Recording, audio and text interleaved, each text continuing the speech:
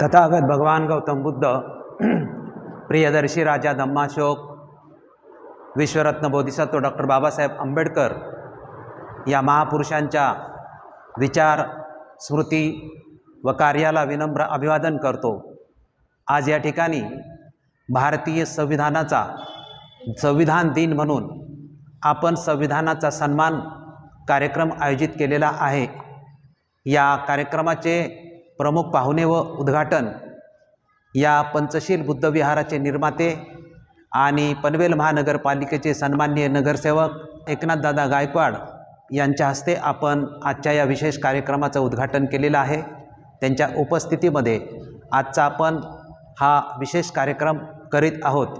गेल्या 5 महिन्यापासून आपण डॉक्टर बाबासाहेब आंबेडकर निर्मित बुद्ध आणि त्यांचा धम्म या ग्रंथाचं जे प्रबोधन पर्व सुरू केलेलं आहे आणि त्या प्रबोधन पर्वाचा कार्यक्रम आपण 3 भागात विभागलेला आहे। त्यातला पहिला भाग आपण 4.5 महिन्यामध्ये पूर्ण केलेला आहे। बाबासाहेब आंबेडकरांचा बौद्ध धम्माशी केव्हा संबंध आला आणि तिथून बाबासाहेबांचे बौद्ध धम्माशी संबंध कसे वृद्धिंगत झाले हा पहिला भाग केला। दुसरा भाग आपण 2 शनिवार झालेले आहेत। दुसऱ्या भागाचा अभ्यासक्रम आहे की बुद्ध आणि त्यांचा धम्म या ग्रंथाची पूर्वपीठिका, म्हणजे ह्या ग्रंथात लिहिण्याची बाबासाहेब आंबेडकरांनी संकल्पना कशी जाहीर केली आणि हा ग्रंथ लिहिण्यासाठी काय प्रयत्न केले आणि तो ग्रंथ पब्लिकपर्यंत येण्यापर्यंत जी प्रक्रिया झालेल्या आहेत किंवा जे प्रसंग घडलेले आहेत त्या संपूर्ण ग्रंथाची पूर्वपीठिका आपण सुरू केलेली आहे। त्याचे 2 भाग झालेले आहेत। परंतु आपण गेल्या शनिवारी जे पाहिलं होतं की डॉक्टर बाबासाहेब आंबेडकरांनी बुद्ध आणि त्यांचा धम्म हा ग्रंथ का लिहिला, तर त्याचं कारण बाबासाहेब आंबेडकरांनी सांगितलं होतं की बौद्ध धम्मामध्ये प्रचंड साहित्य आहे, अथांग महासागरासारखं साहित्य आहे की एका व्यक्तीला एका जन्मामध्ये ते संपूर्ण वाचन करून होणं शक्य नाही। त्यामुळे जसा इतर धर्मांच्यासाठी एकच धर्मग्रंथ असला पाहिजे तसाच आपल्या बौद्ध धर्मासाठी सुद्धा संपूर्ण जगात एकच धर्मग्रंथ असला पाहिजे। हा भाग आपण गेल्या कार्यक्रमात पाहिलेला आहे। आज मात्र आपण या अभ्यासक्रमातला पुढचा भाग न पाहता आज आपण भारतीय संविधान दिन या ठिकाणी साजरा करीत आहोत आणि आजच्या या कार्यक्रमाच्या निमित्ताने 25 नोव्हेंबर 1949 रोजी डॉक्टर बाबासाहेब आंबेडकरांनी संविधान सभेमध्ये जे शेवटचं भाषण केलं होतं ते भाषण ऐतिहासिक भाषण आहे। भारतीय संविधानाचं भवितव्य या नावाने ते प्रसिद्ध भाषण आहे। बाबासाहेब आंबेडकरांनी जे शेवटचं भाषण केलं होतं या भाषणामध्ये या संविधानाचं भवितव्य, या संविधानाचा संदेश, या संविधानाबद्दल इशारा असे अनेक मुद्दे आहेत। जवळजवळ 32 मुद्दे भारतीय संविधान दिनानिमित्त किंवा आपण बाबासाहेब आंबेडकरांचं जे भाषण आहे 25 नोव्हेंबर 1949 या भाषणाचा गोषवारा किंवा या भाषणाचं स्पष्टीकरण आपण ठळक मुद्द्यांचं स्पष्टीकरण करण्याचा प्रयत्न करणार आहोत। भारतीय संविधान दिन आपण साजरा करीत असताना या भारतीय संविधानाचा पहिला मुद्दा आपण घेणार आहे की भारतीय संविधानाची जी पार्श्वभूमी आहे, म्हणजे हे संविधान कशा पद्धतीनं निर्मिण्याची प्रक्रिया सुरू झाली होती आणि ती संविधान निर्मिण्यापर्यंत कशा पद्धतीने आली होती। 1885 साली भारतामध्ये स्वातंत्र्याचा लढा अधिकृतपणे इंडियन नॅशनल काँग्रेसची स्थापना झाल्यापासून सुरू झाला आणि तिथून या देशाला स्वातंत्र्य मिळाले पाहिजे, कशा पद्धतीने मिळाले पाहिजे, जहाल मवाळ गट असे निर्माण झाले। परंतु खऱ्या अर्थाने ज्या राजकीय सुधारणांना प्रारंभ झाला तो राजकीय सुधारणांना प्रारंभ होतो तो 1909 साली, म्हणजे पहिले जे कमिशन आले, अनेक अहवाल आले या ब्रिटिशांच्याकडून आणि राजकीय सुधारणा द्यायला सुरुवात केली तर 1909ला पहिला मोर्लेमिंटो सुधारणा आली। 1916 साली लखनौचा करार झाला। 1918-19ला आपण जी साऊथ ब्युरो समिती जी मतदान हक्क या देशातील लोकांना कोणाला मतदानाचा हक्क दिला पाहिजे आणि कोणाला मतदानाचा हक्क दिला नाही पाहिजे अशा पद्धतीने जी समिती आली होती या समितीसमोर डॉक्टर बाबासाहेब आंबेडकरांची सार्वजनिक जीवनातली पहिली साक्ष झाली होती आणि अस्पृश्यांना काय अधिकार दिले पाहिजेत हे डॉक्टर बाबासाहेब आंबेडकरांनी आपल्या पहिल्या ब्रिटिशांच्या या साऊथ ब्युरो समितीसमोर आपली साक्ष दिली होती। त्यानंतर 1919 साली साऊथ ब्युरो समिती, 1925 साली मुडीमन समिती नावाची समिती आली होती. या समितीमध्ये गोलमेज परिषदेची मागणी झाली होती. आणि मग प्रसिद्ध जे सायमन कमिशन आहे, हे भारतात सायमन कमिशन आलं त्यावेळेस भारतामध्ये जो स्वातंत्र्याचा लढा सुरू झाला होता, इंडियन नॅशनल काँग्रेसने किंवा काँग्रेसने त्यावेळेस या सायमन कमिशनला विरोध केला होता आणि चले जाओची घोषणा दिली होती. त्यामुळे सायमन गो बॅक अशी दिली होती. या सायमन कमिशन समोर सुद्धा डॉक्टर बाबासाहेब आंबेडकरांनी आपली साक्ष दिली होती. सायमन कमिशनवरती भारतीयांनी बहिष्कार घातल्यामुळे लॉर्ड बर्क नावाची व्यक्ती होती. या लॉर्ड बर्कनी सर्व भारतातल्या राजकीय पक्षांना सांगितलं की या राजकीय सुधारणा किंवा आम्ही जे करतोय तुम्हाला जर मान्य नसेल तर भारतीय लोकांनी तुमच्या सर्व पक्षांनी एकत्रित मिळून भारतासाठी संविधान कसं असावं ते संविधान तुमचं तुम्ही बनवून तयार करा, अशी इंग्रजांनी भारतीयांना सांगितलं. त्यानुसार 1928 साली दिल्ली व मुंबईमध्ये भारतातल्या सर्व पक्षीयांची बैठक एकत्रित, एक बैठक दिल्लीत झाली, एक बैठक मुंबईत झाली आणि या देशाला संविधान भारतासाठी कशा पद्धतीनं निर्माण झालं पाहिजे यावरती दिल्ली आणि मुंबईमध्ये भारतातल्या सर्व पक्षांची एकत्रितपणे चर्चा झाली. परंतु या चर्चेमध्ये मात्र सर्व पक्षांच्या दिल्ली आणि मुंबईतल्या परिषदेमध्ये चर्चेअंती मात्र एकमत होऊ शकलं नाही. आणि विशेषतः भारतातला जो जातीय प्रश्न आहे, या जाती व्यवस्थेवरचा जो प्रश्न आहे तो संविधानामध्ये कशा पद्धतीने सोडवला पाहिजे याच्यावरती एकमत सर्व पक्षांचं होऊ शकलं नाही. त्यामुळे मग पुन्हा काँग्रेसने पंडित मोतीलाल नेहरू यांच्या अध्यक्षतेखाली जातीय प्रश्न सोडवण्यासाठी एक समिती स्थापन केली आणि याच समितीला सांगितलं की जातीय प्रश्नासोबतच भारतासाठी एक संविधान सुद्धा याच कमिटीला निर्माण करण्यासाठी सांगितलं. या समितीने म्हणजे मोतीलाल नेहरू समितीने हे जी संविधानाची निर्मिती आहे, भारतासाठी कशा प्रकारचं संविधान असलं पाहिजे त्याचा एक ढाचा तयार केला आणि हा जो अहवाल आहे तो इंडियन नॅशनल काँग्रेसकडे 1929 साली सादर केला. हा जो नेहरू कमिटीचा जो अहवाल होता तो काँग्रेसकडे आल्यानंतर काँग्रेसने तो तसाच अहवाल ब्रिटिशांच्याकडे सादर केला. परंतु ब्रिटिशांनी या संपूर्ण नेहरू कमिटीने जो अहवाल बनवलेला आहे त्यावरती सर्व पक्षांचं एकमत नाही.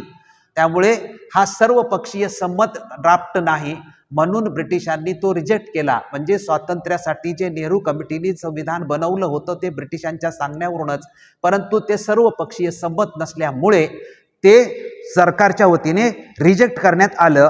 1929 साली मग काँग्रेसने पुन्हा लाहोरला परिषद घेतली आणि या लाहोरच्या परिषदेमध्ये संपूर्ण आता आमचं संविधान वगैरे आम्ही आमचं स्वतः बनवू, आम्हाला आता संपूर्ण स्वातंत्र्याचा ठराव मिळाला पाहिजे, आम्हाला संपूर्ण स्वातंत्र्य मिळालं पाहिजे, असं लाहोर येथे काँग्रेसची परिषद झाली. आणि या काँग्रेसच्या परिषदेमध्ये 1929 साली संपूर्ण स्वातंत्र्याचा सर्वप्रथम ठराव पास करण्यात आला.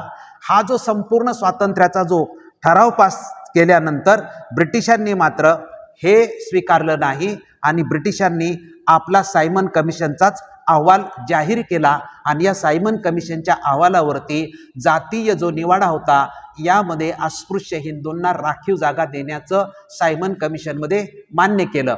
परंतु भारतीयांनी याला विरोध केला होता आणि मुडीमन कमिशनच्या मागणीनुसार ज्या 1930 साली, 1931 साली आणि 1932 साली गोलमेज परिषदा झाल्या. बाबासाहेब आंबेडकरांनी गोलमेज परिषदेमध्ये अस्पृश्यांचे प्रश्न मांडले, त्यामुळे गोलमेज परिषद आपणा सर्वांना माहीत आहे.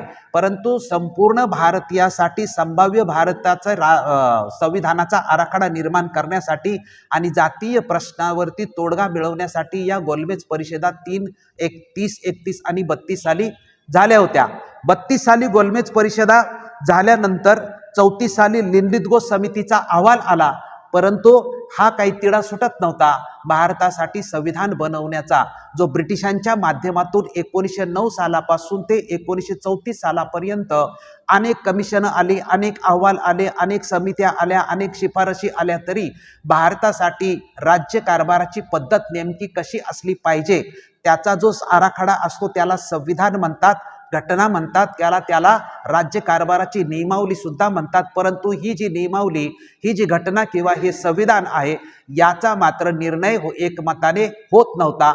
मग 1934 साली भारतामध्ये स्वराज पार्टी नावाची पार्टी होती. या पार्टीनी सांगितलं की भारतासाठी जे संविधान बनवायचं आहे त्यामध्ये ब्रिटिशांनी लोडबोड करू नये, ब्रिटिशांनी त्यात भाग घेऊ नये, भारतासाठी संविधान भारतीयांनीच बनवलं पाहिजे.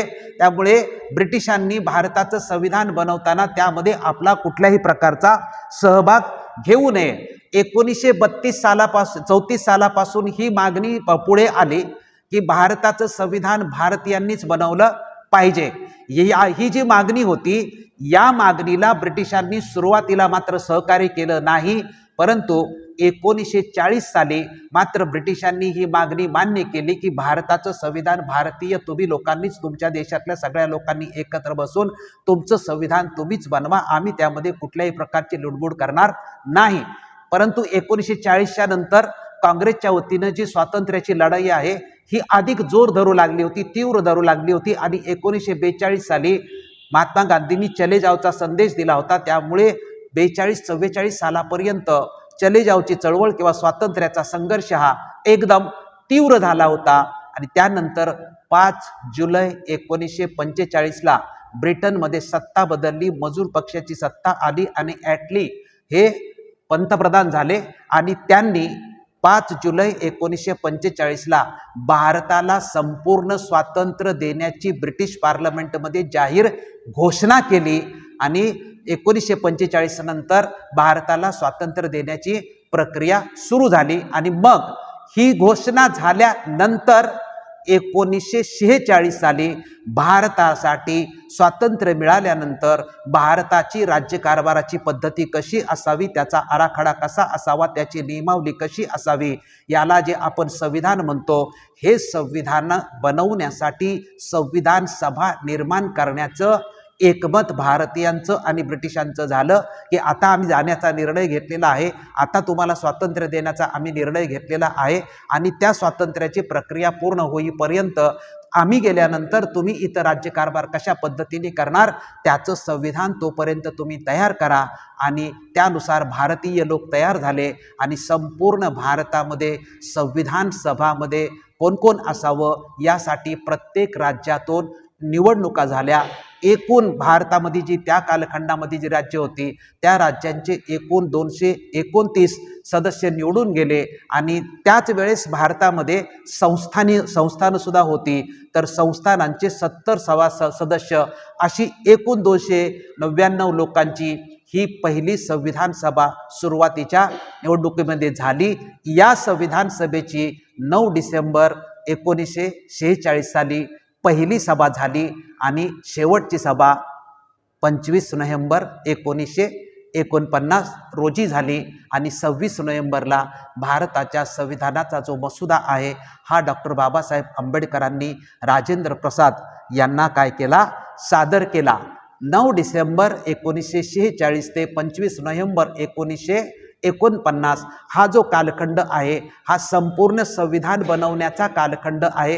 हा एकूण कालखंड किती आहे? 2 वर्ष 11 महिने आणि 17 दिवसाचा कालखंड आहे.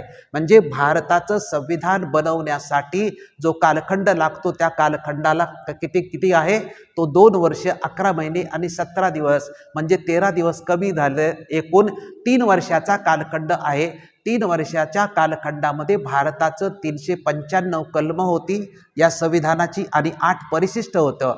असं 22 चॅप्टर म्हणजे 22 भागात विभागलेलं 395 कलमाचं 8 परिशिष्ट असलेलं हे जे संविधान आहे हे संविधान 2 वर्ष 11 महिने आणि 17 दिवसामध्ये बनवण्यात आलेलं आहे. हे संविधान जे बनवलं आणि 26 नोव्हेंबरला जे सादर केलं त्यामध्ये ही जी 9 डिसेंबरला संविधान सभा मुख्य संविधान सभा झाली. मुख्य संविधान सभेने फक्त चर्चा करण्यासाठी हे सगळे प्रतिनिधी होते. आता चर्चा केल्यानंतर ते संविधान लिहायचं कुणी, त्यासाठी जी समिती स्थापन करण्यात आली, त्यासाठी जी समिती निवडण्यात आली, त्या समितीची निवडणूक 29 ऑगस्ट 1947 रोजी झाली. आणि त्या समितीचं अध्यक्षपद डॉक्टर बाबासाहेब आंबेडकरांच्याकडे आलं. 47 सालच्या 29 याची पहिली बैठक आहे ती 30 ऑगस्ट 1947ला झाली.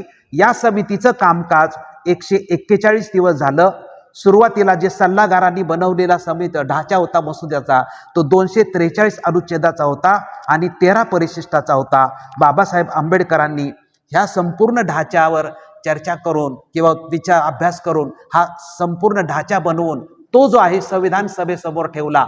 या संविधान सभेसमोर बाबासाहेबांनी ठेवलेल्या ढाच्यावरती जवळजवळ 7635 प्रश्न विचारण्यात आलेले होते.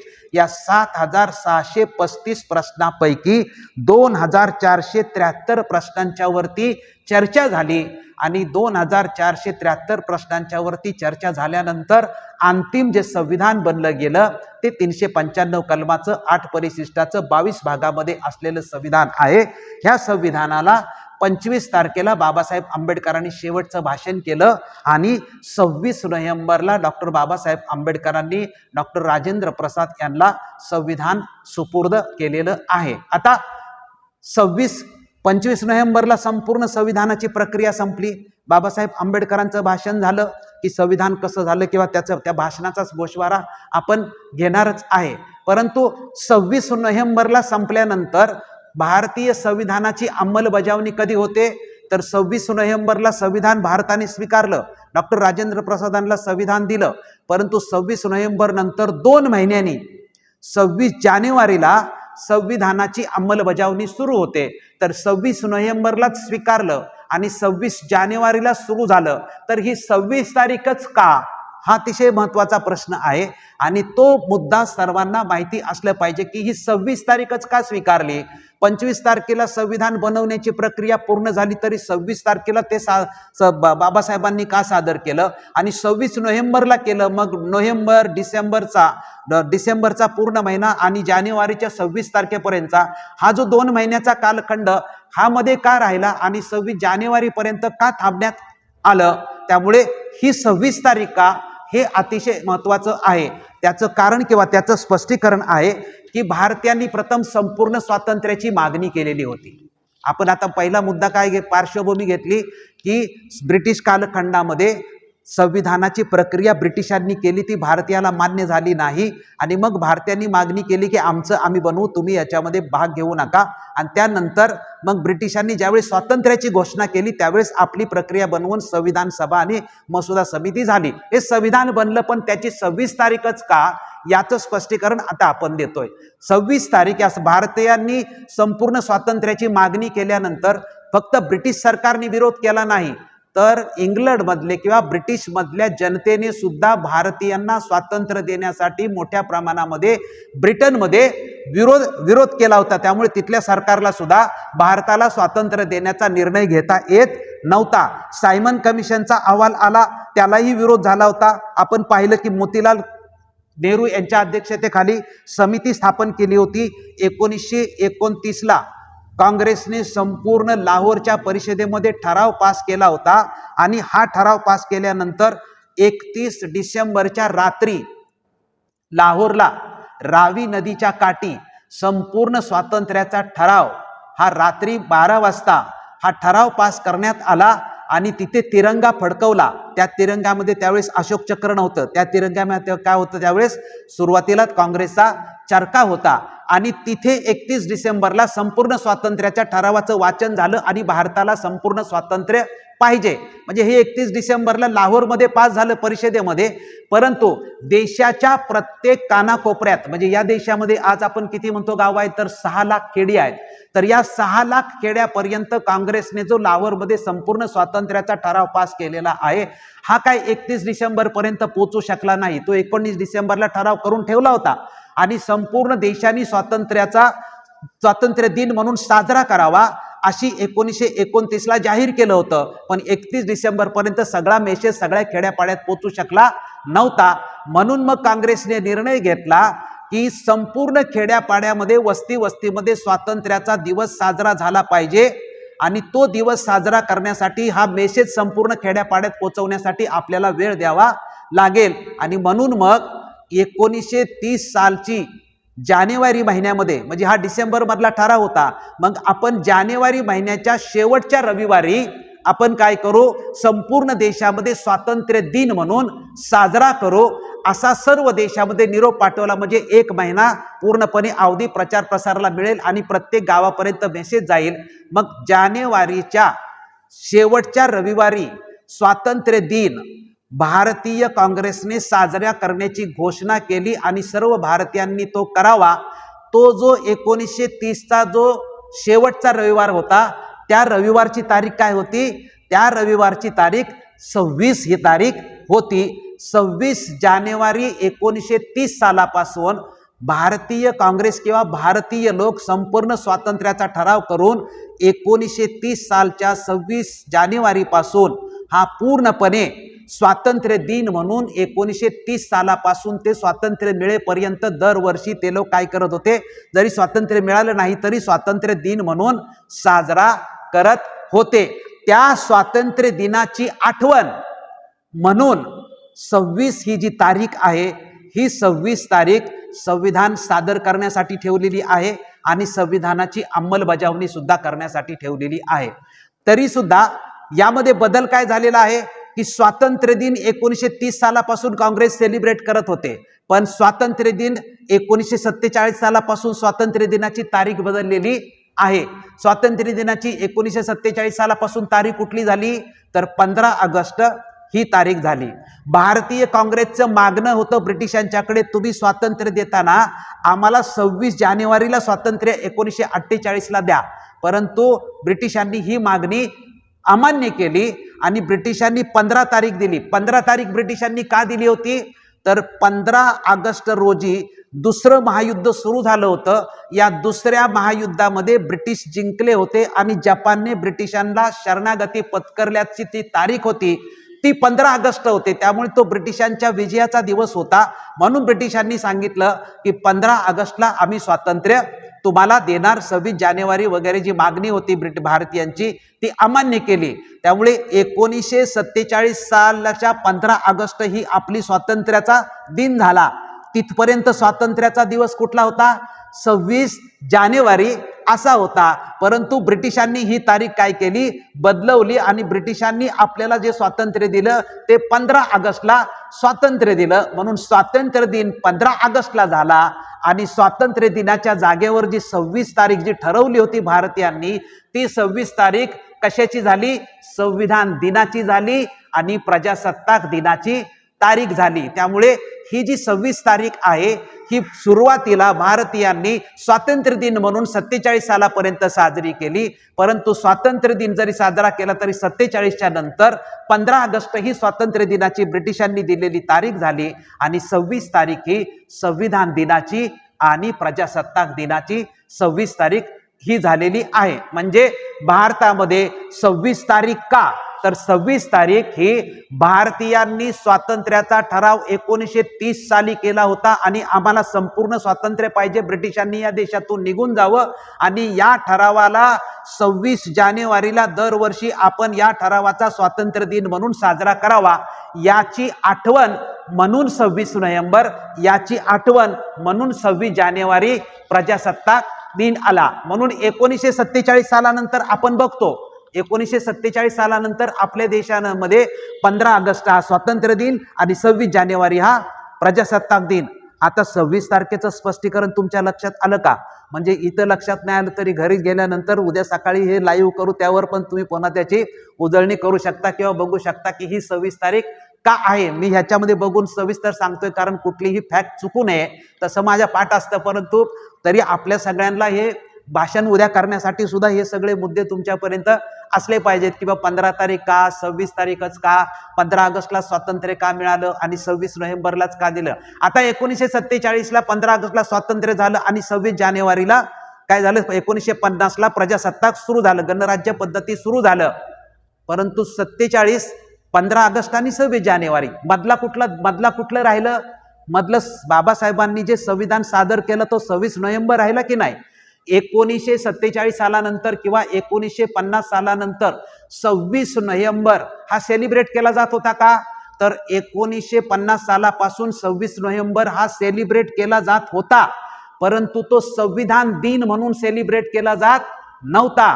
त्याला राष्ट्रीय कायदा दिवस असं म्हटलं जात होतं. म्हणजे त्या दिवसाला कायदा दिवस असलं, म्हणजे भारतासाठी संविधान हा एक कायदा झाला ना, तर भारताला 26 नोव्हेंबर 1949 ला नवीन कायदा झाला आणि त्या कायद्यानुसार या देशाचं राज्यकारभार पद्धती सुरू झाली.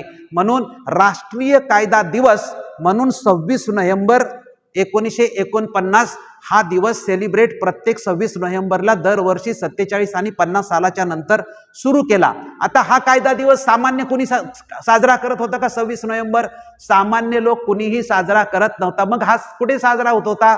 तर तो फक्त लॉ कॉलेजमध्ये साजरा होत होता, तो फक्त कोर्टामध्ये साजरा होता, तो फक्त बार रूम मध्ये साजरा होता. त्यामुळे फक्त जे कायद्याच्या क्षेत्र जिथं आहे तिथेच फक्त राष्ट्रीय कायदा दिवस म्हणून 26 नोव्हेंबर ही तारीख सेलिब्रेट होती. परंतु सुरुवातीपासून संविधान दिन हा मात्र या देशात साजरा होता आणि ते फक्त आंबेडकरांचे अनुयायी या देशामध्ये संविधान दिन सुरुवातीपासून 1951 सालापासून भारतामध्ये बाबासाहेब आंबेडकरांचे जे अनुयायी आहेत हे मात्र 26 नोव्हेंबरला संविधान दिन म्हणूनच साजरा करत होते. परंतु काही फक्त त्याचं प्रमाण मात्र मोठ्या प्रमाणावरती नव्हतं. परंतु आपल्या समाजाची मागणी होती, बौद्ध लोकांची किंवा बाबासाहेब आंबेडकरांच्या मागणी सुरुवातीपासून आहे की याला संविधान दिन म्हणून साजरा करायला पाहिजे. परंतु केंद्र सरकारने ही मागणी मान्य 2015 सालापर्यंत केली नव्हती.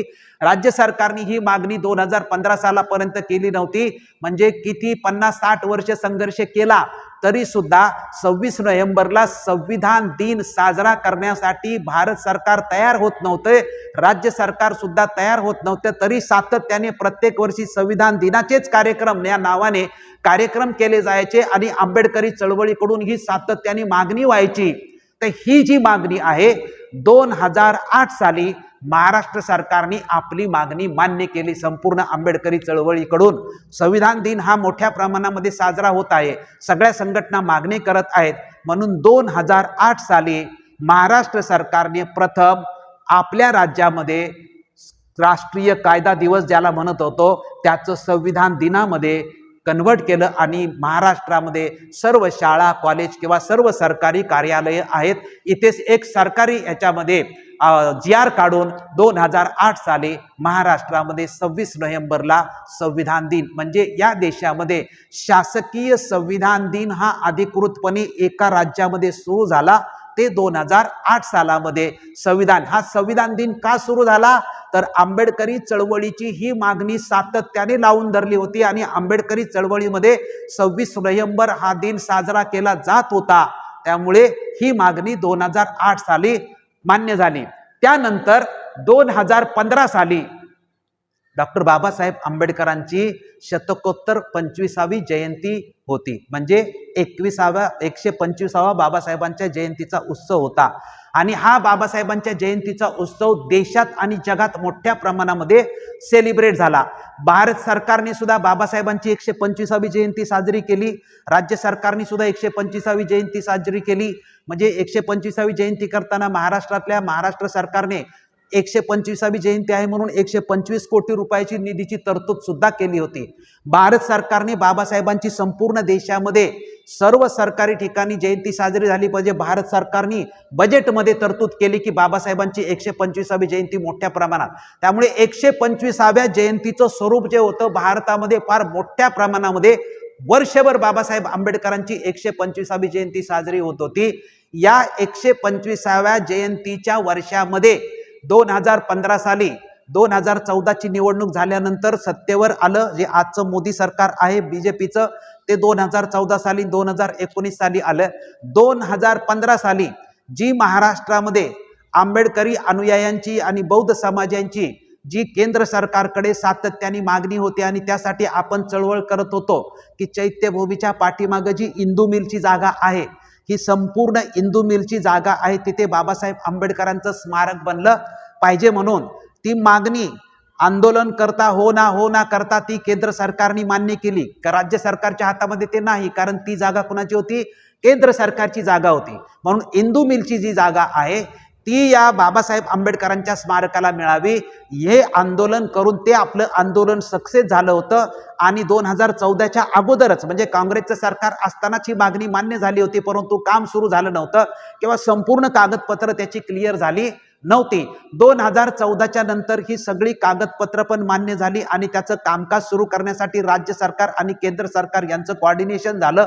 आणि 2015ला महाराष्ट्रामध्ये इंदू मिलचं काम सुरू करण्याचा जो शुभारंभाचा उद्घाटनाचा कार्यक्रम आहे, या उद्घाटनाच्या कार्यक्रमाला देशाचे पंतप्रधान मोदी आले होते. आणि मोदींनी जे शुभारंभाच्या कार्यक्रम जो मोठा झाला होता मुंबईमध्ये, त्या शुभारंभाच्या कार्यक्रमामध्ये जाहीर केलं की बाबासाहेब आंबेडकरांच्या जयंती वर्षाच्या पासून संविधान दिन हा 26 नोव्हेंबरला राष्ट्रीय संविधान दिन म्हणून या वर्षीपासून साजरा केला जाईल. त्यामुळे 1950च्या नंतर देशामध्ये संविधान दिन राष्ट्रीय स्तरावरती आणि केंद्र सरकारच्या मान्यतेने किंवा केंद्र सरकारने जाहीर केलेला ही मागणी मान्य व्हायला 1950 नंतर 2015 हे साल हे उजाडावं लागलं. आणि पंतप्रधान मोदींनी ही मागणी मान्य करून त्या भाषणामध्ये इंदू मिलच्या स्मारकाच्या शुभारंभाचा जो फाउंडेशनचा कार्यक्रम होता, त्या कार्यक्रमात हे केलं की 26 नोव्हेंबर संविधान दिन म्हणून आम्ही 26 नोव्हेंबर हा जाहीर करीत आहोत. आणि इथून पुढं हा संविधान दिन शासकीय स्तरावरती या देशाच्या प्रत्येक शासकीय इतमामात, शाळेमध्ये, कॉलेजमध्ये, सरकारी कार्यालयामध्ये सर्वत्र संविधान दिन हा साजरा केला जाईल. त्यामुळे 2015 पासून आपल्या देशामध्ये संविधान दिन साजरा म्हणजे खऱ्या अर्थाने राष्ट्रीय संविधान दिन कितवा झाला? राष्ट्रीय संविधान दिन 15 पासून सुरू झाला म्हणजे हा 8वा. आणि महाराष्ट्र सरकारच्या माध्यमातून जर धरला तर हा संविधान दिन कितवा झाला? हा संविधान दिन 15वा अशा पद्धतीने झाला. त्यामुळे संविधान दिन भारतामध्ये जरी 26 नोव्हेंबर 1949 पासून 50 सालापासून तो साजरा होण्याची आवश्यकता होती, पण 15 ऑगस्ट आणि 26 जानेवारी हे दोनच दिवस देशात साजरे केले गेले. 2008 पर्यंत राज्यामध्ये हे दोनच दिवस साजरे होत होते. तिसरा जो राष्ट्रीय संविधान दिन जो आहे हा तिसरा दिवस मात्र 2008 पासून महाराष्ट्र राज्याच्या वतीने आणि 2015 पासून भारत सरकारच्या वतीने संविधान दिन साजरा होतो. ही जी पार्श्वभूमी आहे, ही पार्श्वभूमी आपल्या सर्वांना माहिती असली पाहिजे. ह्या संविधान दिनाला जे भारत सरकारने GR काढला आणि कशा पद्धतीने संविधान दिन साजरा झाला पाहिजे म्हणून सांगितलं, तर प्रत्येक शाळा कॉलेजामध्ये संविधान दिन साजरा झाला पाहिजे. संविधान सन्मान आणि डॉक्टर बाबासाहेब आंबेडकरांच्या विचारांचा प्रसार या दोन गोष्टीसाठी संविधान दिनानिमित्त GR मध्ये शब्द वापरला की संविधानाचा सन्मान आणि डॉक्टर बाबासाहेब आंबेडकरांच्या विचाराचा प्रसार संविधान दिनाच्या निमित्ताने करण्याची आवश्यकता आहे. मग बाबासाहेब आंबेडकरांचे विचार आणि संविधानाचा सन्मान याच्यावरती सेमिनार करा, याच्यावरती प्रबंध लिहा, याच्यावरती लेख लिहून घ्या, यावरती भाषणं लावा, यामध्ये कॉम्पिटिशन लावा, भाषणाच्या स्पर्धा लावा, यामध्ये मेळावे घ्या, परिषदा घ्या, कार्यक्रम घ्या वेगवेगळे, असं भारत सरकारच्या वतीनं सांगण्यात आलेलं आहे. त्यामुळे आता आपण बघतो की फक्त हा आंबेडकरी चळवळीमध्येच नव्हे तर संपूर्ण भारतामध्ये हा 2015 पासून राष्ट्रीय संविधान दिन म्हणून साजरा होत आहे. आणि म्हणूनच आपण सुद्धा आज या ठिकाणी 25 नोव्हेंबरला डॉक्टर बाबासाहेब आंबेडकरांनी जे भाषण केलं होतं, हे भाषण अतिशय ऐतिहासिक होतं. ते भाषण बाबासाहेबांचं जे आहे त्या भाषणाचा गोषवारा आपण घेण्याचा प्रयत्न करणार आहे. ते म्हणजे आजचा दिवस जो संविधान दिन आहे, या संविधान दिनाच्या दिवशी नेमकी कशाची चर्चा झाली पाहिजे, तर संविधान दिना दिवशी 25 नोव्हेंबर 1949ला डॉक्टर बाबासाहेब आंबेडकरांनी भाषण केलं होतं. तर बाबासाहेब आंबेडकरांनी नेमकं काय भाषण केलं होतं आणि या देशाला काय संदेश दिला होता?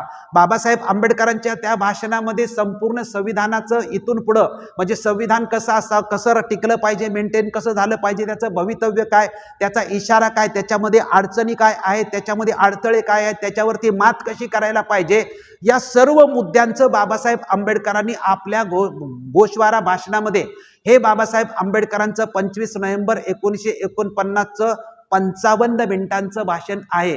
आणि या भाषणामध्ये बाबासाहेब आंबेडकरांनी संविधानाची प्रक्रिया सुरू झाल्यापासून ते संविधानाची प्रक्रिया पूर्ण होईपर्यंत काय काय अडचणी आल्या, कशा कशा पद्धतीने त्या सोडवण्यात आल्या, आणि मग आता हे जे मी संविधान सादर करतो या संविधानाचं नेमकं भवितव्य काय असेल, हे संविधान टिकवण्यासाठी कुठल्या अडचणी आहेत आणि त्याच्यावर उपाय काय आणि इशारे काय, हे बाबासाहेब आंबेडकरांनी दिलेलं आहे. त्याचे मुद्दे मी तुम्हाला सांगतो. बाबासाहेबांच्या भाषणाचे ठळक एकूण 32 मुद्दे आहेत. हे जे बाबासाहेबांनी 55 मिनिटाचं भाषण केलं यामध्ये पहिले 10 मुद्दे आहेत. संविधानामध्ये ज्यांनी ज्यांनी मदत केली, संविधान प्रक्रियेमध्ये जे जे सहभागी झाले त्या सर्वांच्या प्रति कृतज्ञता व्यक्त करण्यासाठी पहिले 10 मुद्दे बाबासाहेब आंबेडकरांनी आहेत. 11 ते 17 एवढे जे मुद्दे आहेत हे संविधानाची जी मूलभूत तत्व आहेत की नेमकं संविधानाचं तत्व काय आहे हे बाबासाहेब आंबेडकरांनी सुरुवातीला सर्वांचं आभार मानल्यानंतर की संविधान हे कुठल्या तत्वावर आधारित आहे ते बाबासाहेब आंबेडकर सांगतात. 18 ते 22 हे जे 4 मुद्दे आहेत, राज्यघटना आणि लोकशाहीचं, म्हणजे या देशातल्या संविधानाचं भवितव्य कशावर अवलंबून आहे, या देशातली लोकशाही टिकवण्यासाठी तिचं भवितव्यासाठी काय काय पाळायला पाहिजे हे बाबासाहेब आंबेडकर 4 मुद्द्यामध्ये समजावून सांगतात. त्यानंतर घटनात्मक मार्गाचा स्वीकार करावा यासाठी 2 मुद्दे सांगतात. म्हणजे भारतामध्ये संविधानिक मार्गाने आंदोलन करायला पाहिजेत. कायदेभंग किंवा कायद्याचं उल्लंघन किंवा हिंसक पद्धतीनं किंवा रक्तरंजित मार्गाने जर तुम्ही आंदोलन केलं तर संविधान टिकणार नाही आणि त्याला संविधानिक मार्ग म्हणत नाही. जर तुम्ही असं केलं, संविधान मार्गाचा जर तुम्ही अवलंब केला नाही आणि ब्लॅकमेल केलं तुम्ही सरकारला, रक्तरंजित मार्ग स्वीकारला, अहिंसात्मक केली, तोडफोड केली, ही जी असंविधानिक मार्ग आहेत हे जर राष्ट्राने स्वीकारलं तर संविधान धोक्यात येईल आणि राष्ट्र सुद्धा पुन्हा धोक्यात येईल असं बाबासाहेब आंबेडकर सांगतात. त्यानंतर सामाजिक लोकशाही म्हणजे स्वातंत्र्य, समता, बंधुत्व ही जी तत्वत्रयी दिलेली आहे ही जीवन पद्धती या देशाने स्वीकारली पाहिजे, सर्व समान असला पाहिजे देश, या मुद्द्यावर बाबासाहेब आंबेडकर म्हणतात. बंधुतेवर म्हणतात. नंतर या देशात कोणाचीही मक्तेदारी या देशावरती असता कामा नये आणि शेवट सांगतात की आपल्याला स्वातंत्र्य मिळाले तरी स्वातंत्र्याबरोबर आपल्या जबाबदाऱ्या आहेत की त्या स्वातंत्र्य टिकवायचे. त्यामुळे हक्क जसे स्वातंत्र्याचे मिळते तसे कर्तव्य सुद्धा आपण आपली करणं अतिशय आवश्यक आहे. हे मुद्दे एकंदरीत गोषवारा सांगितला. बाबासाहेब आंबेडकरांच्यावर प्रथम टीका केली की 2 वर्षे 11 महिने आणि 17 दिवस एवढा 3 वर्षाचा कालखंड आहे. एवढा मोठा कालखंड म्हणजे देशाच्या संपत्तीचा 3 वर्ष झालं हा अपव्यय होतोय किंवा एवढा खर्च परवडेल का देशाला, त्यामुळे एवढ्या उशीर का लागला, त्याचं बाबासाहेब आंबेडकरांनी स्पष्टीकरण दिले की 2 वर्षे 11 महिने 17 दिवस का लागले. त्याचे मी कामकाजाचे 166 दिवस संविधान सभेचे झाले ते सांगितले तुम्हाला, आणि एकूण 11 अधिवेशनं संपूर्ण संविधान सभेची 11 अधिवेशनं झाली होती. याचं उत्तर देताना बाबासाहेब आंबेडकरांनी सांगितलं की जगातल्या इतर देशामध्ये जी संविधान निर्माण झाली तर जगातल्या इतर देशाची जी संविधान निर्माण झाली त्या कुठल्याही देशाशी तुम्ही तुलना करा. बाबासाहेब आंबेडकरांनी कॅनडाचं उदाहरण दिलं, अमेरिकेचं उदाहरण दिलेलं आहे, साऊथ आफ्रिकेचं उदाहरण दिलेलं आहे, ऑस्ट्रेलियाचं उदाहरण दिलेलं आहे. 4 देशांची उदाहरणं दिलेली आहेत आणि सांगितलं की ज्या देशाची, कॅनडाची किंवा ऑस्ट्रेलियाची मोठी घटना असेल तिच्यापेक्षा आम्हाला तर कमीच वेळ लागला. एका देशाला 9 वर्षाचा कालखंड लागला. अमेरिकेला कमी वेळ लागला असेल परंतु अमेरिकेची घटना फक्त 7च आर्टिकलची आहे, त्याच्यात फक्त 21च उपविभाग आहेत. त्यामुळे जगात इतर देशांनी जी संविधान निर्माण केलेली आहेत त्यापेक्षा आम्ही जे संविधान निर्माण केलेलं आहे त्याला कमी वेळ लागलेला आहे. परंतु जगातलं सर्वात मोठं लिखित संविधान आहे, जगातलं सर्वात मोठं संविधान हे आहे आणि अतिशय मुश्किल अशा प्रश्नांना, किचकट प्रश्नांची उत्तरे सुद्धा या संविधानामध्ये दिलेली आहेत. स्वातंत्र्य, समता आणि बंधुत्वावरती आधारित हे जगातलं अतिशय सुंदर असं संविधान आहे. हे नंतर संपूर्ण जगाने मान्य सुद्धा केलेलं आहे. मुद्दा काय होता, बाबासाहेबांच्यावर टीका करत होती की अजून किती वेळ घेणार संविधान बनवायला, त्याचं स्पष्टीकरण बाबासाहेब आंबेडकरांनी दिला होता. मसुदा समितीचा तपशील दिला होता, इतर देशातील संविधानाला लागलेला वेळ सांगितलेला होता, संविधानात केलेल्या दुरुस्त्यांची इतर देशातील दुरुस्त्यासाठी सुद्धा बाबासाहेब आंबेडकरांनी स्पष्टीकरण केलं होतं. बाबासाहेब आंबेडकरांची संविधान सभेमध्ये जी 25 नोव्हेंबर पर्यंत शेवटी जे संपूर्ण सदस्य होते या सर्व सदस्यांनी बाबासाहेब आंबेडकरांची स्तुती केली होती आणि बाबासाहेब आंबेडकरांचा संविधानाचे शिल्पकार म्हणून बाबासाहेब आंबेडकरांचा गौरव कोणी केलेला आहे, तर संविधानाचे शिल्पकार म्हणून बाबासाहेब आंबेडकरांचा गौरव आपण केलेला नाही, बाबासाहेबांच्या अनुयायांनी केला नाही, तर संविधान सभेमध्ये जे सदस्य होते त्यांनी जी संविधानाचे समारोपाची जी प्रत्येकाने भाषणं केली, या प्रत्येकाने बाबासाहेब आंबेडकरांना संविधानाचे शिल्पकार म्हणून बाबासाहेब आंबेडकरांना म्हटलेलं आहे. त्यामुळे काही लोक टीका करतात ना संविधानाचे शिल्पकार वगैरे, त्याला आपण कोणी उत्तर द्यायची गरज नाही. संविधान सभेचा जो दस्तऐवज आहे त्या दस्तऐवजामध्ये संविधान सभेच्या सदस्यांची जी भाषणं आहेत त्या भाषणामध्येच त्यांनी म्हटले, सगळ्यांनी म्हटलंय की बाबासाहेब आंबेडकर हे संविधानाचे शिल्पकार आहेत. यामध्ये एक अपवाद माणूस होता आणि त्याचं नाव होतं नजरुद्दीन अहमद. याने फक्त हे संविधान कुछ कामी आहे, हे संविधान काही कामाचं नाही, हे संविधान नकारात्मक आहे, म्हणजे अख्ख्या संविधान सभेमध्ये नजरुद्दीन अहमद होता, त्यांनीच फक्त या संविधानाला टीकात्मक केलेलं होतं. बाबासाहेब म्हटले की त्याला तो अधिकार आहे, परंतु अख्खी संविधान सभा हा एक अपवाद वगळला तर संविधान सभेतल्या संपूर्ण सदस्यांनी या संविधानाचा गौरव केलेला आहे. त्यामुळे बाबासाहेब आंबेडकर संपूर्ण संविधानामध्ये ज्यांनी ज्यांनी भाग घेतला आणि शेवटी अध्यक्ष राजेंद्र प्रसाद या सर्वांचं काय करतात, बाबासाहेब आंबेडकर कृतज्ञता व्यक्त करतात. ही 1 ते 10 पहिले मुद्द्यांचं स्पष्टीकरण मी तुमच्या समोर दिलं. नंतर दुसरा जो मुद्दा आहे संविधानाची मूलभूत तत्व काय, बाबासाहेब आंबेडकरांनी या सांगितलं संविधानाचं मूलभूत तत्व काय आहे. तर मूलभूत तत्व सांगताना बाबासाहेब आंबेडकर म्हणतात की संविधान चांगलं की वाईट हे कशावरून ठरवणार आपण. बाबासाहेब आंबेडकर संविधान सभेमध्ये म्हणतात की संविधान चांगलं आहे की वाईट आहे. आता भविष्यामध्ये 26 जानेवारी 1950ला संविधान सुरू झाल्यानंतर हे संविधान चांगलं आहे की हे संविधान वाईट आहे हे कशावरून ठरवणार.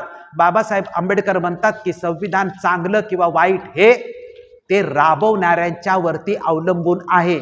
आणि त्याचं स्पष्टीकरण देताना बाबासाहेब आंबेडकर म्हणतात की संविधान कितीही चांगलं असलं आणि राबवणारे जर अप्रामाणिक असतील तर त्या संविधानाचा काय उपयोग होईल का. आणि संविधान कितीही वाईट असले आणि राबवणारे जर नीतिवान असतील आणि प्रामाणिक असतील तर त्या संविधान चांगलं असेल की नाही. त्यामुळे संविधान चांगलं किंवा वाईट किंवा संविधानाचं भवितव्य जे असेल तर ते राबवण्यावरती आहेत. संविधान काय देतं, संविधान फक्त संस्थात्मक ढाचा देत असतं. म्हणजे लोकसभा दिली, विधानसभा दिली, विधान परिषद दिली, पार्लमेंट दिलेलं आहे, रिझर्व्ह बँक दिलेली आहे, आर्थिक ढाचा दिलेला आहे किंवा निवडणुकीची पद्धती दिली, परंतु ह्या प्रत्येक संस्थेमध्ये मग ईडी असेल, सुप्रीम कोर्ट असेल, हायकोर्ट असेल, ह्या ज्या प्रत्येक संस्था आहेत या प्रत्येक संस्थेच्या खुर्चीमध्ये बसणारी जी माणसं आहेत ती जर प्रामाणिक असतील तरच त्या संविधानाचा उपयोग होईल. नाहीतर संविधानाच्या खुर्चीत जज बसला, जजेच्या खुर्चीत व्यक्ती बसली, त्या व्यक्तीने जर बायस जर जजमेंट दिलं, काही ठराविक लोकांच्या बाजूने दिलं तर त्याचा उपयोग होईल का. त्यामुळे बाबासाहेब आंबेडकर म्हणतात की संविधान हा आराखडा तुम्हाला दिलं, हा राज्यकारभार पद्धतीच्या सगळ्या संस्था किंवा हे सगळं दिलेलं आहे. आता या प्रत्येक खुर्चीमध्ये बसणारा जर माणूस प्रामाणिक असेल, पंतप्रधानापासून ते शिपायापर्यंत IAS ऑफिसर पासून राष्ट्रपतीच्या सगळ्या खुर्चीत बसणारी जर माणसं जर नीतिवान आणि प्रामाणिक असेल तर ते संविधान चांगलं, आणि राबवणारे जर प्रामाणिक नसतील तर ते संविधान किती चांगलं असलं तरी त्याला वाईटच म्हणावं लागेल. त्यामुळे संविधानाचं मूलभूत तत्व काय, बाबासाहेब म्हणतात की त्याचं संपूर्ण भवितव्य हे राबवणारे प्रामाणिक आहेत का अप्रामाणिक आहेत यावरून. त्यानंतर दुसरा मुद्दा सांगतात की या संविधानावर नाराजी व्यक्त केली कम्युनिस्ट आणि समाजवादी लोकांनी. कम्युनिस्ट आणि समाजवादी लोकांचं म्हणणं होतं की म्हणजे कामगारांच्या हुकुमशाहीचं महत्वाचं संविधानामध्ये असलं पाहिजे आणि राष्ट्राच्या संपत्तीचे राष्ट्रीयकरणाचे 2 मुद्दे आहेत आणि या मुद्द्यावरून त्यांनी संविधानावरती नाराजी किंवा टीका व्यक्त केली होती. पुन्हा बाबासाहेब आंबेडकर सांगतात पुढचं तत्व की संविधान सभेतील तत्व ही चालू पिढीच्या विचाराचं प्रतिबिंब आहे. संविधान सभेच्या सदस्यांचेच विचार आहेत, मग या तत्वाबाबत मसुदा समितीला दोष देऊ नका. म्हणजे जी संविधान समिती जेवढ्या लोकांची आहे तेवढ्या लोकांनी हे संविधान बनवलेलं आहे, म्हणजे ते त्या पिढीचे विचार आहेत. आता या पिढीचे विचार एवढ्या लोकांनी बनवलंय, त्यामुळे 7 लोकांची संविधान सभा जी आहे ही 7 लोकांची संविधान सभा ही जबाबदार आहे का त्याला. जेवढे सदस्य आहेत त्या सगळ्या सदस्यांनी बनवलेलं आहे, त्यामुळे त्या सगळ्या सदस्यांचे विचार आहेत. आता पुढच्या पिढीवरती या पिढीने केलेले विचार पुढच्या पिढीवर लादता येतील का, तर ते विचार लादता येणार नाहीत. मग त्यासाठी या संविधान काय सांगते, बाबासाहेब आंबेडकर म्हणतात अमेरिकन घटनाकार जेफरसन याने संविधानाचं मूलभूत तत्व सांगतो की प्रत्येक पिढीला स्वतःचं बहुमत बनवण्याचा अधिकार आहे. म्हणजे आता आमची पिढी झाली, आपल्या मुलाबाळांची पिढी आली, तर त्यांचे विचार वेगळे असणार आणि त्यांचे विचार वेगळे असल्यानंतर या संविधानात त्यांना योग्य काय वाटतंय, अयोग्य काय वाटतंय हे ठरवण्याचा सुद्धा त्यांना अधिकार असणार आहे. त्यामुळे बाबासाहेब आंबेडकर म्हणतात की संविधान सभेने जेफरसनचं तत्व त्रिकालावधीत सत्य ठेवलेलं आहे. हे तत्व आम्हाला मान्य आहे की पुढच्या पिढीवर आम्ही या संविधानाचे विचार लादणार नाही. बाबासाहेब आंबेडकर म्हणतात की त्याचसाठी संविधान संशोधनाची तरतूद करून ठेवलेली आहे. म्हणजे तुम्ही बहुमताच्या आधारावरती 2/3 तुमच्याकडे बहुमत असेल तर त्या संविधानामध्ये तुम्हाला जे काय बदल करायचे असतील, जे काही कमी जास्त करायचे असेल ते तुमच्या पिढीसाठी, तुमच्या कालखंडामध्ये जे प्रश्न सोडवण्यासाठी त्या संविधानात कमी जास्त काय करायचं असेल तर तो पूर्णपणे तुम्हाला अधिकार असेल. परंतु 2/3 बहुमत असलं पाहिजे. म्हणजे 2/3 बहुमत असेल तर लोकांची मागणी आहे किंवा लोकांची अशी भूमिका आहे हे त्याच्यावरून सिद्ध होतं. त्यामुळे केंद्र व राज्य, त्यानंतर म्हणतात केंद्र आणि राज्य ही जी दोन आहेत, या दोघांना अधिकार दिल्यामध्ये केंद्राला जास्त अधिकार दिलेले आहेत. पण तरी अधिकार जरी जास्त दिले तरी ठराविक काळासाठी, इमर्जन्सी डिक्लेअर करण्यासाठी किंवा केंद्राला युद्धाची परिस्थिती आली अशाच वेळी संपूर्ण देशावरती आहे. नाहीतर इतर वेळी केंद्र स्वतंत्र आहे आणि राज्य सुद्धा स्वतंत्र आहे. जगामध्ये हे जे संविधान आहे या संविधानाला आजपर्यंत तोड नाही. संविधानाचा दस्तऐवज जाहीर होताच बाबासाहेब आंबेडकरांना 5 जून 1952 साली अमेरिकेच्या कोलंबिया विश्वविद्यापीठाने डॉक्टर ऑफ लॉ ही पदवी सुद्धा दिलेली आहे. म्हणजे संपूर्ण जगावरती राज्य आधुनिक काळात ब्रिटिशांच्या नंतर करणारं जे राष्ट्र आहे त्या राष्ट्राने सुद्धा बाबासाहेब आंबेडकरांच्या संविधानाचा गौरव काय केलेला आहे, मानवी कल्याणाचा जाहीरनामा. तो टेक्निकली भारतापुरतं संविधान असेल तरी ते संपूर्ण जगातल्या मानवाच्या कल्याणाचं तत्वज्ञान या भारतीय संविधानामध्ये सांगतो. कारण स्वातंत्र्य, समता आणि बंधुत्व ही तत्वत्रयी संपूर्ण जगामध्ये बुद्धाची सर्वांनी स्वीकारलेली आहे आणि या तत्वत्रयीवरतीच हे संविधान आपलं पूर्णपणे अवलंबून आहे. पुढचं बाबासाहेब आंबेडकर चिंता व्यक्त करतात की राज्यघटना ही लोकशाहीचं भवितव्य. बाबासाहेब म्हणतात की एकदा गमावलेलं राज्य दुसऱ्यांदा गमवावे लागेल का? देशद्रोही आणि फितुरी या 2 गोष्टीमुळे आपण स्वातंत्र्य गमवू लागले. त्याची उदाहरणं बाबासाहेब आंबेडकरांनी दिलेली आहे की मोहम्मद बिन कासिम आणि दाहिर या दोघांचं युद्ध झालं. त्यावेळेस दाहिरचा जो सेनापती होता त्याने मोहम्मद बिन कासिम कडून लाच घेतली आणि दाहिरच्या वतीने स्वतःच्या सेनापतीने लढण्याचं नाकारलं. ज्यावेळेस शिवाजी महाराज युद्ध करत होते त्यावेळेस बाकीचे नुसते बघत होते. किंवा 1857चं जे बंड झालं त्या बंडामध्ये शीख समाज अलिप्त होता. त्यामुळे आपल्याच देशामध्ये फंद फितुरीमुळे आपण आपलं स्वातंत्र्य गमावून बसलेलो आहे. पुन्हा अशी फंद फितुरी होईल का किंवा पुन्हा असं काही होईल का आणि आपण आपलं स्वातंत्र्य गमवून बसेल का? देश ही घटना समर्थपणे टिकवेल का? ही बाबासाहेब आंबेडकर चिंता व्यक्त करतात आणि त्याची ही कारणं सांगतात. आपल्या देशात लोकशाही जुनीच आहे. भिक्खू संघ म्हणजे प्रातिनिधिक लोकशाही. बाबासाहेब बघा, भारताच्या संविधान सभेमध्ये जे संविधान मी बनवलेलं आहे 395 कलमाचं 8 परिशिष्टामधलं हे जे मी बनवलेलं आहे, स्वातंत्र्य, समता आणि बंधुत्व या तत्वत्रयीवर बनवलेलं आहे. हे जे 3 तत्व आहेत, हे जे 3 शब्द आहेत, हे जगातल्या कुठल्याही ग्रंथामध्ये नाहीत किंवा जगातल्या कुठल्याही इतर धर्माच्या तत्वज्ञानामधले नाहीत. हे फक्त आणि फक्त 2500 वर्षापूर्वीच्या तथागत भगवान गौतम बुद्धाच्याच धार्मिक तत्वज्ञानामध्ये स्वातंत्र्य, समता आणि बंधुत्व आहे. आणि हे सांगतात, ही जी वाक्य बाबासाहेब आंबेडकर सांगतात की हे जे स्वातंत्र्य, समता, बंधुत्व आहे, ही जी तत्वत्रयी आहे ही मी फ्रान्सच्या राज्यक्रांतीतल्या बुर्झवा पेटीतून घेतलेलं नाही, तर हे मी तथागत भगवान गौतम बुद्धाच्या तत्वज्ञानातून घेतलेलं आहे आणि त्याच्यावरती हे संविधान निर्माण केलेलं आहे. त्यामुळे अधिकृतपणे हे जे संविधान आहे हे बुद्धाच्या तत्वज्ञानावरती पूर्णपणे या देशामध्ये अधिकृतपणे काय आहे, उभं आहे आणि ते संपूर्ण देशाने स्वीकारलेलं आहे. ही जी लोकशाही आहे, ही लोकशाही आपल्या देशामध्ये बाबासाहेब आंबेडकर म्हणतात होती. कशी होती त्याचं स्पष्टीकरण संविधान सभेमध्ये सांगतात. कसं सांगतात की भिक्खू संघ म्हणजे लोकशाही. भिक्खू संघाची जी संपूर्ण पद्धती आहे, भिक्खू संघाची जी संघटना होती, भिक्खू संघामध्ये जे नियम होते, भिक्खू संघामध्ये एखादा प्रश्न मांडायचा असेल, भिक्खू संघामध्ये भांडण मिटवायचं असेल, कुठला विषय सोडवायचा असेल, जी भिक्खू संघाची कार्यपद्धती होती तीच कार्यपद्धती मी संविधानामध्ये सांगितलेली आहे. भारताचे जो सुप्रीम कोर्ट किंवा न्याय व्यवस्था आहे हे भिक्खू संघाच्या न्याय व्यवस्थेमधूनच ते घेतलेलं आहे. भिक्खू संघाची जी पद्धती होती का बुद्धाच्या कालखंडामध्ये गणराज्य व्यवस्था होती आणि राजेशाही अशी दोन्हीही होती, पण बुद्धाचा वारसा गणराज्यामधला होता. बुद्धाचे वडील राजा होते. ज्यावेळेस बुद्धांनी घर सोडलं त्यावेळेस बुद्धाचे वडील कोण होते? तिथले राजा होते आणि हे राजकुमार होते. परंतु त्यांचा त्या समाजाचा किंवा त्यांचा जो शाक्य संघ होता, त्या शाक्य संघाची जी आचारसंहिता होती ती आचारसंहिता पाळणं प्रत्येकाला कंपल्सरी होतं. आम्ही जे म्हणतो 20 वर्ष कंप्लीट झालेल्या प्रत्येक माणसाला शाक्य संघाचा सभासद झालं पाहिजे, जसं आज बुद्ध विहाराचा झालं पाहिजे असं आम्ही म्हणतो. तर 20 वर्ष झाल्यानंतर सिद्धार्थ संघाचा सदस्य झाला आणि रोहिणीच्या पाण्यावरून शाक्य आणि कोली यांच्यामध्ये संघर्ष झाला आणि सिद्धार्थाने सांगितलं की युद्ध नको, बाकी तुम्ही काहीही करा.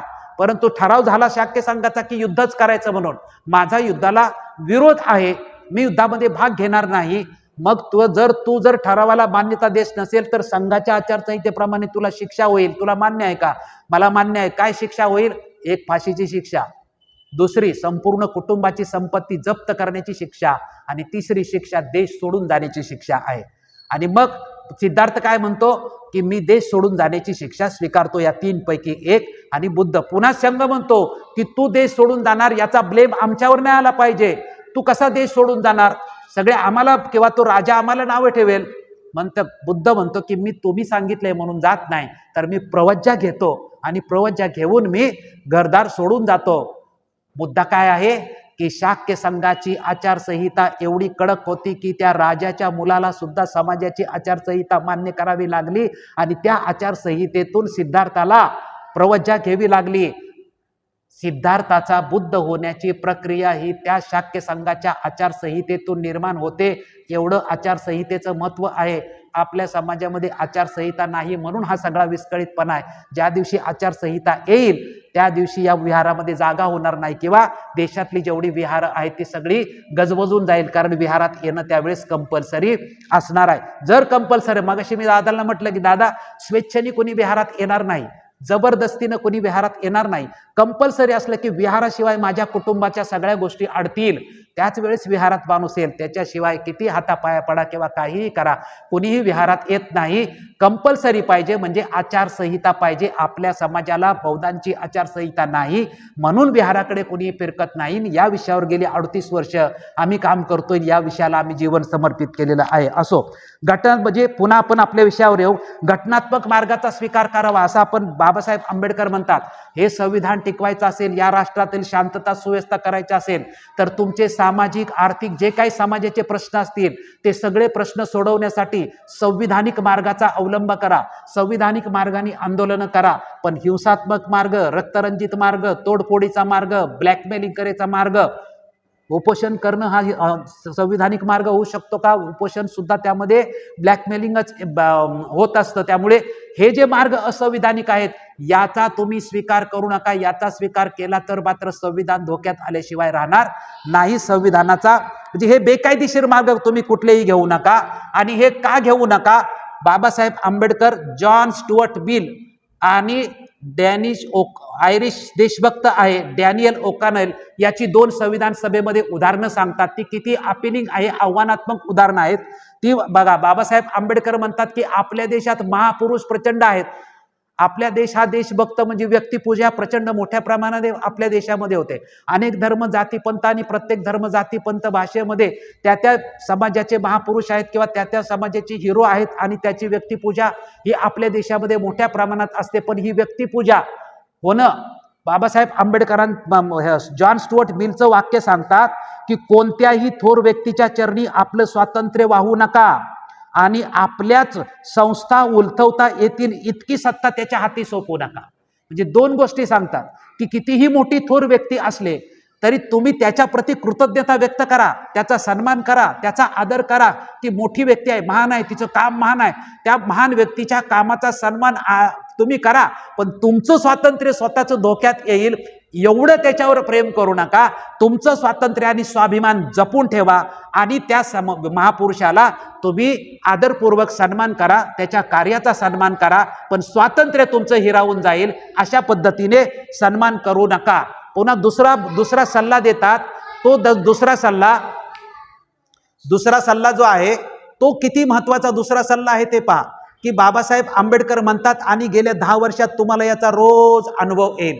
बाबासाहेब आंबेडकर काय वाक्य वापरतात की आपल्याच संस्था उलथवता येतील इतकी सत्ता कोणाच्याही हाती सोपवू नका. म्हणजे जे बहुमत जे मोठ्या प्रमाणात मिळतं ना, आता 542 पैकी जर 300च्या वर बहुमत गेलं तर कोणाचा ऐकण्याचा काय प्रश्न येतो का? मग आपण आता हे ईडी, इन्कम टॅक्स हे ते सगळं ऐकतो किंवा हे जे सगळे आहे. बाबासाहेब आंबेडकरांचं म्हणणं आहे की एखाद्या जर पक्षाला प्रचंड मोठ्या प्रमाणात बहुमत जर मिळालं तर संविधानिक संस्था सुद्धा त्याच्यामुळे काय होऊ शकतात, धोक्यामध्ये येऊ शकतात. 26 नोव्हेंबरला बाबासाहेबांनी दिलेला हा इशारा आहे. आणि सगळ्यांच्या वेती आपली कृतज्ञता व्यक्त करताना डॅनियल ओकानिल हा आयरिश देशभक्त आहे. त्या देशभक्तांनी काय म्हटलेलं आहे त्याचं बाबासाहेब आंबेडकर स्पष्टीकरण देतात. जरा मुलांना बाहेर घेऊन जायला सांगा कुणाला. डॅनियल ओकानिल जे आहे त्याचं कोटेशन देतात की कोणतीही व्यक्ती स्वाभिमानाची किंमत मोजून कृतज्ञ राहू शकत नाही. आपला स्वाभिमान जिवंत ठेवून, आपला स्वाभिमाना बाणात ठेवून तुम्ही कुठल्याही व्यक्तीपर्यंत कृतज्ञता व्यक्त करा. कोणतीही स्त्री शीलाचा बळी देऊन कृतज्ञता व्यक्त करू शकत नाही. फार मोठे उपकार केले एखाद्या स्त्रीवर म्हणून त्या स्त्रीने जर शीलाचा भंग करून कृतज्ञता व्यक्त केली तर त्याला काहीही अर्थ होणार नाही. त्यामुळे कोणतीही स्त्री शीलाचा बळी देऊन कृतज्ञ राहू शकत नाही आणि कोणतेही राष्ट्र स्वातंत्र्याचा बळी देऊन कृतज्ञता व्यक्त करू शकत नाही. त्यामुळे या जगामध्ये कोणाच्याही प्रति कृतज्ञता व्यक्त करायची असेल तर आपला स्वाभिमान, आपलं स्वातंत्र्य हे आबादी ठेवूनच आपण करायला पाहिजे. कारण या देशाचं भारतीय जीवनमान असं आहे की एखाद्या हिरो झाला की त्याच्या प्रती अगदी सर्वस्व अर्पण केलं जातं आणि त्याच्यामुळे तुमचं स्वातंत्र्य, तुमचं शील, तुमचा स्वाभिमान हे त्यामुळे नष्ट होऊन जातं. त्यानंतर पुढचा मुद्दा सांगतात की राजकीय लोकशाही आपल्याला मिळाली. म्हणजे 26 जानेवारी 1950ला आपल्याला एक मत मिळालं, सर्वांचं एकच मूल्य झालं. परंतु राजकीय समता आपल्याला सर्वत्र मिळाली. ही राजकीय लोकशाही बरोबर सामाजिक लोकशाही प्रस्थापित झाली पाहिजे. आणि सामाजिक लोकशाहीचा अर्थ सांगतात की स्वातंत्र्य, समता, बंधुत्व या तत्वांनी अंगीकारलेलं जीवन म्हणजे सामाजिक लोकशाही. आजही स्वातंत्र्यानंतर किंवा 1950 नंतर आपल्या देशात फक्त राजकीय समता प्रस्थापित झालेली आहे. सामाजिक समता प्रस्थापित झालेली आहे का? आर्थिक समता प्रस्थापित झालेला आहे का? श्रीमंत होत चाललेले आहेत, गरीबच राहत चाललेला आहे. सामाजिकतेमध्ये जाती व्यवस्था प्रचंड मोठ्या प्रमाणात आहे आणि एकमेकाला कमी जास्त लेखण्याचं आजही चाललेलं आहे. त्यामुळे फक्त राजकीय समता प्रस्थापित झाली परंतु सामाजिक आणि आर्थिक समता प्रस्थापित झाली नाही. याच्यावर उत्तर काय आहे? स्वातंत्र्य, समता आणि बंधुत्व. सर्वांना स्वातंत्र्य आहे, सर्वांच्या मध्ये समता असली पाहिजे आणि सर्व राष्ट्रातल्या लोकांनी एकमेकाशी बंधुत्वाने वागलं पाहिजे. ही जीवनशैली संविधानाच्या कागदावर आपण मान्य केली परंतु प्रत्यक्षात मात्र तिची अंमलबजावणी झाल्याशिवाय सामाजिक समता प्रस्थापित होणार नाही, आर्थिक समता प्रस्थापित होणार नाही. भारतीय जीवनात 2 गोष्टींचा अभाव आहे. सामाजिक आणि आर्थिक ह्या 2 विषमता आहेत. राजकीय समतेबरोबर सामाजिक आणि आर्थिक समता प्रस्थापित झाली नाही तर संविधानाच्या व्यवस्थेला उद्ध्वस्त करण्यात येईल. त्यामुळे आपल्या देशामध्ये संविधानाचा अंमल 1950 सालापासून जरी सुरू झाला असला तरी राजकीय समतेबरोबर सामाजिक आणि आर्थिक समता प्रस्थापित झालेली नाही. आणि सामाजिक आणि आर्थिक समता जर झाली नाही तर मग या देशामध्ये ही जे आम्हाला जर या संविधानाचा उपयोग काय झाला? कारण सामाजिक समता मिळालीच नाही, आर्थिक समता मिळालीच नाही, आम्ही गरीबच राहिलो, तर या संविधानाचा उपयोग काय? असे म्हणून सगळे लोक डिस्टर्ब होतील आणि तेच स्वतः संविधानाची जी व्यवस्था आहे ही व्यवस्था उद्ध्वस्त करतील. म्हणून लवकरात लवकर सामाजिक आणि आर्थिक लोकशाही किंवा समता या देशामध्ये प्रस्थापित केले पाहिजे. हे डॉक्टर बाबासाहेब आंबेडकरांनी आपल्या भाषणात या देशाला इशारा केलेला आहे. आणि शेवटचा जो मुद्दा आहे की या देशामध्ये अल्पजनांची मक्तेदारी दीर्घकाळपर्यंत बहुजनांच्या वर चालली नाही पाहिजे.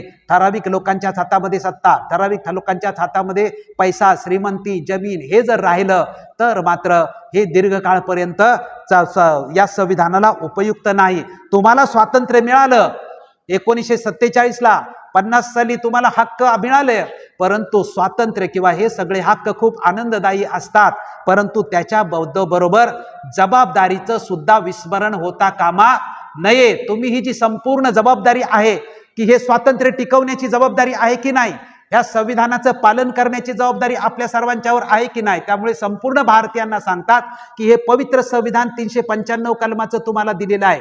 यामध्ये तुम्हाला तुमच्या विकासाचा संपूर्ण कार्यक्रम दिलेला आहे. यामध्ये तुम्हाला सगळे अधिकार दिलेले आहेत.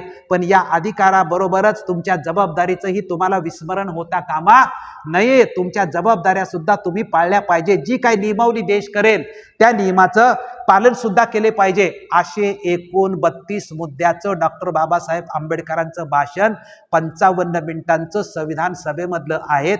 आणि ह्याच भाषणाचा या दिवशी जास्तीत जास्त आपण प्रचार प्रसार किंवा चर्चा करण्याची आवश्यकता आहे. शेवटचे 2 मुद्दे मी तुम्हाला सांगणार आहे.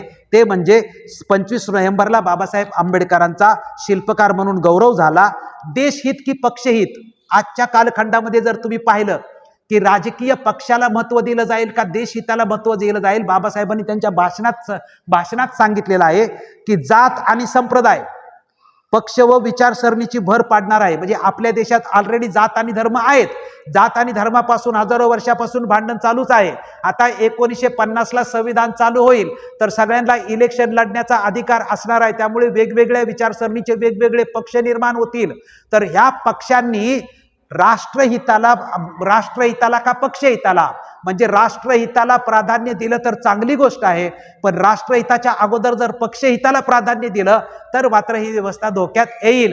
त्यामुळे हा इशारा आहे की राष्ट्रहित का पक्षहित, सर्वांनी प्राधान्य प्रथम जर राष्ट्रहिताला दिलं तरच संविधान योग्य प्रकारे होऊ शकेल. हा बाबासाहेब आंबेडकर संदेश देतात. म्हणजे काय की सर्वांनी पक्ष काढा, वेगवेगळ्या विचारसरणीचे असतील, पण प्रत्येक पक्षाला प्रथम राष्ट्रहित हे त्याचं प्राधान्य प्रत्येक पक्षाचं असलं पाहिजे. राजकारणातील भक्ती हुकुमशाहीकडे घेऊन जाते. एकदम एखाद्या पक्षाची घसरण झाल्यास लोकशाहीची हुकुमशाही होते, बाबासाहेबांचं वाक्य आहे. 2014 साली आपण बघितलं, एका पक्षाला मोठ्या प्रमाणात मत मिळालं आणि दुसरा विरोधी पक्ष एकदम घसरला, तो म्हणजे पाक 44 किंवा 42 वरतीच आला. अशी घसरण होणं बाबासाहेब आंबेडकर म्हणतात एकदम एखाद्या पक्षाची घसरण झाली तर लोकशाहीची हुकुमशाही येते. कारण लोकशाही जिवंत ठेवायचं पर पहिलं तत्व बाबासाहेबांनी सांगितलं की विरोधी पक्ष सबळ असावा लागतो.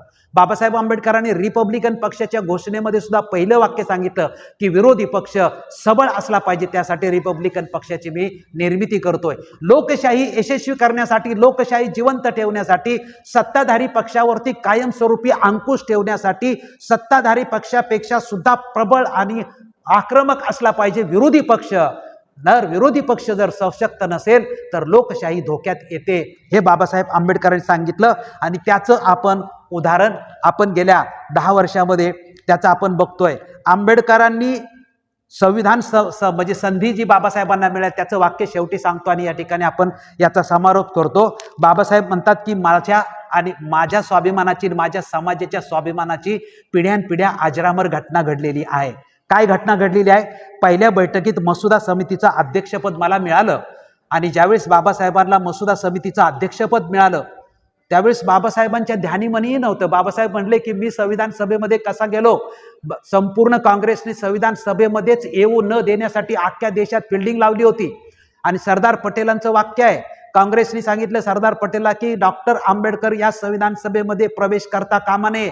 त्यावेळेस संविधान सभेत डॉक्टर आंबेडकरांच्या बद्दल काय काँग्रेसच्या बैठकीमध्ये सरदार पटेल म्हटले होते की we have closed the doors and windows of constitution assembly, let us see how doctor Ambedkar will enter in. म्हणजे आम्ही संविधान सभेची दारे खिडक्या छिद्र सुद्धा ठेवलेलं नाही की आंबेडकरला कुठूनही प्रवेश करू देणार नाही. तरी बाबासाहेब आंबेडकर पश्चिम बंगालमधून नमो शूद्र जातीच्या लोकांनी, बॅरिस्टर जोगेंद्रनाथ मंडल यांनी बाबासाहेब आंबेडकरांना शरदचंद्र बोसला पश्चिम बंगालच्या विधानसभेत हरवून बाबासाहेब आंबेडकरांना संविधान सभेत पाठवलं. ही आज जी आपण सगळा बाबासाहेबांचा संविधानाचा महिमा आणि या संविधानाचे अधिकार बघतो, हे कोण? बॅरिस्टर जोगेंद्रनाथ मंडल आणि नमो शूद्र नावाचा जो समाज आहे त्यांचे उपकार हे संपूर्णपणे आहेत. म्हणून भारताची फाळणी झाली त्यावेळेस हा संपूर्ण समाजाने तो एरिया जो आहे तो कुठे गेलेला आहे? पाकिस्तानामध्ये गेलेला आहे. बाबासाहेब आंबेडकर संविधान सभेमध्ये गेले. बाबासाहेब म्हणत होते की मी फक्त अस्पृश्यांच्या प्रश्नांच्यासाठी इथे आलो होतो, माझ्या ध्यानीमनी दुसरं काहीच नव्हतं. बाबासाहेब लिहितात की ज्याला घटना समितीमध्ये येऊ न देण्याचा निश्चय होता त्याच्याच शिरावरती घटनेची जबाबदारी यावी ही सुदैवाची व भूषणावाची बाब झाली. ती सुदैवाची व आपल्यासाठी भूषणाव बाब झाली. ही माझ्या समाजासाठीची पिढ्यानपिढ्याची स्वाभिमानाची गोष्ट झालेली आहे. अशी महान संधी कोणत्याही मनुष्याला क्वचितच म्हणजे मिळते. ती महान संधी मला मिळालेली आहे.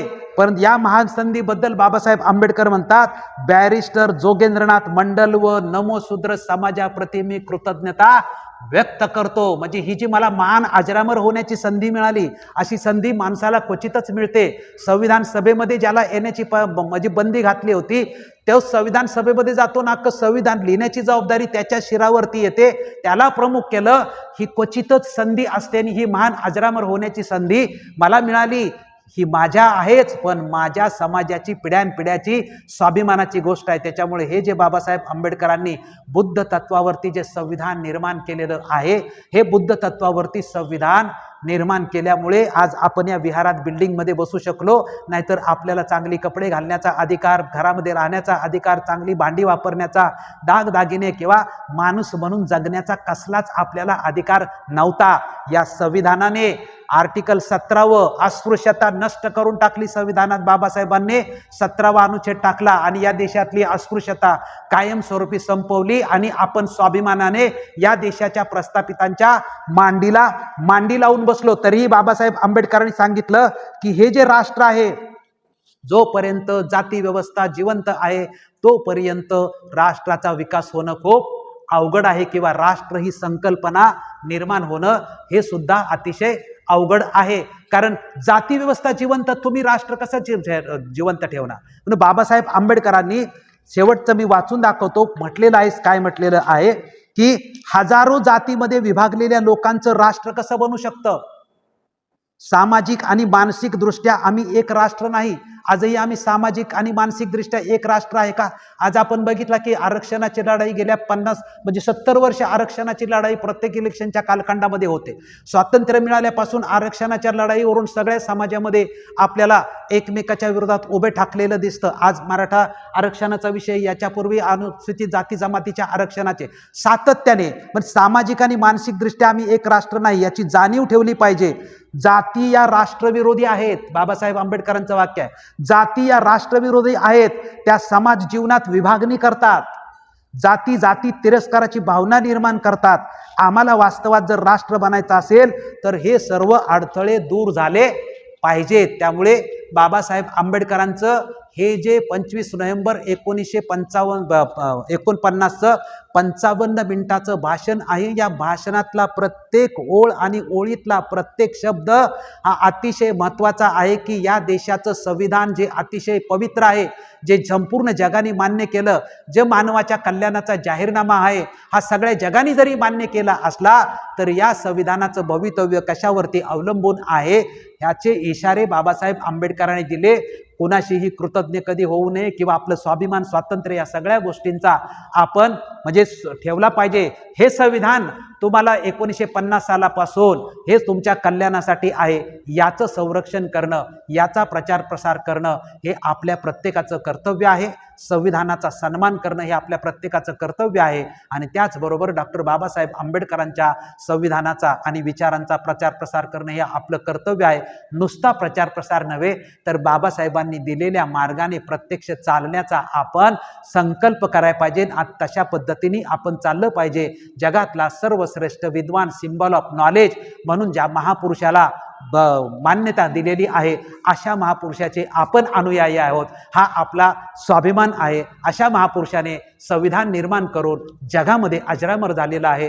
त्या महापुरुषाला पुन्हा एकदा 25 नोव्हेंबर 1949च्या भाषणाच्या निमित्ताने आणि भारतीय संविधान दिन जो सुरू झालेला आहे त्या संविधानाच्या निमित्ताने बाबासाहेब आंबेडकरांना या ठिकाणी पुन्हा एकदा आपण वंदन करतो आणि या ठिकाणी थांबतो. आपण सर्वजण या कार्यक्रमाला, संविधान दिनाच्या विशेष कार्यक्रमाला उपस्थित राहिल्या त्याबद्दल सर्वांचा आभार मानतो. आणि हा जो कार्यक्रम आपण जो केलेला आहे तो उद्या सकाळपर्यंत आपण धम्मसंहिता चॅनलवरती टाकतो. तो सर्वांनी पाहावा आणि इतरांनाही पाहायला सांगावा आणि जे पाहतील त्यांना सबस्क्राईब करायला सांगावं.